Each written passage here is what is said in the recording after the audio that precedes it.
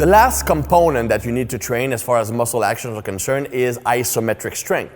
Isometric is very important, especially in sports where you're going to have to hold a static position.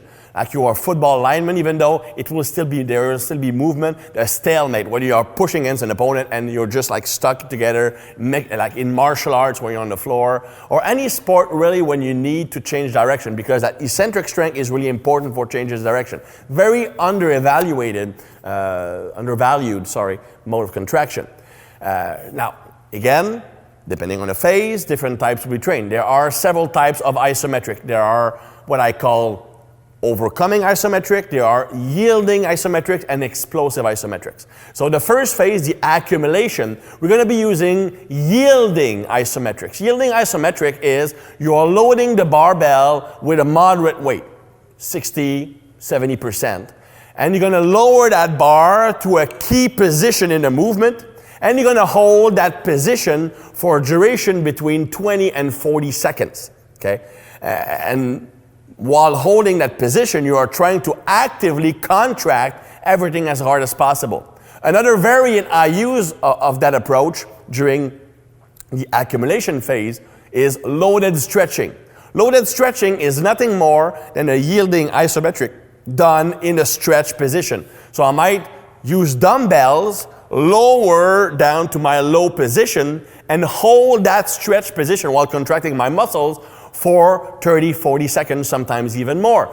That is amazing at reducing the risk of injury because I'm making those muscles stronger in the stretch position where most injuries occur. And here's the thing, most athletes have a very efficient stretch reflex.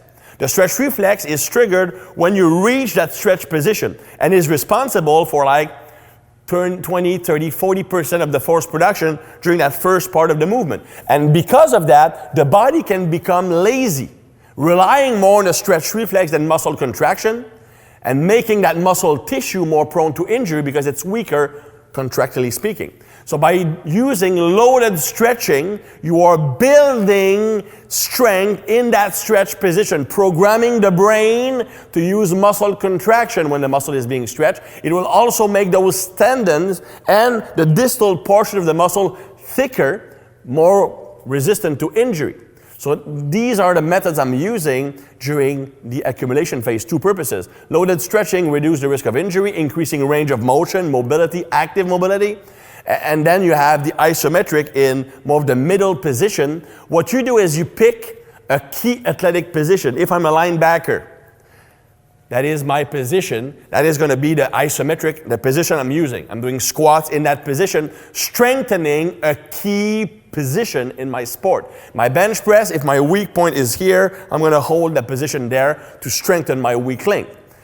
All the while building muscle at the same time and increasing my capacity to recruit that muscle. Very important. It's all like setting up the stage for the next phase. The second phase, the intensification. The first phase is all about duration. Second phase is all about rate of neurological activation or how much force you're producing. I'm going to be using two variants of isometrics during that phase. Normally my phase will last 6 weeks, so the first 3 weeks will be overcoming isometrics. Overcoming isometrics, I'm going to use a power rack like we have here. I'm going to use those safety pins here to pull or push against. So I might put the bar underneath here, I'm inside the rack, and I'm trying to deadlift the rack up. It won't move because it's heavier than what I can lift.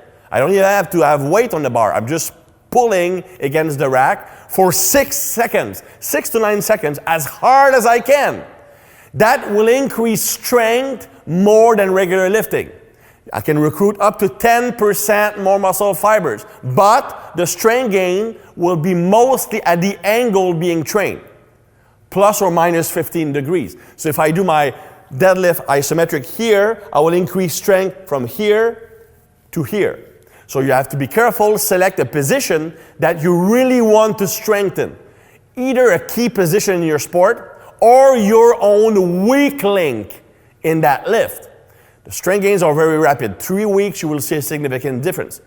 So 3 sets, 6 to 9 seconds. Then the second method I'm going to be using for the high-intensity isometrics are functional isometric. So I'm going to use the same setup. Let's say I'm using the pins, but I will put a barbell on the pins. Okay? Then I'm loading the barbell with a shit ton of weight. I'm going to lift the bar 1 inch. And I'm going to hold that position for 6 seconds. And I'm going to work up to the heaviest weight I can hold 1 inch for 6 seconds, which will be super maximum. And it will have the same impact on the Golgi tendon organs as the eccentric had. I'm holding a weight that might be 50%, 30% more than my maximum, but my tendons, even though it's a partial movement, are still under full tension. I can desensitize my GTOs, increasing strength significantly. So these are the two types of isometrics I will be using during the intensification portion. During the explosion, what I do is similar to what we did in the eccentric with the depth jumping, like the absorption drill, but I will hold the position for 6 seconds.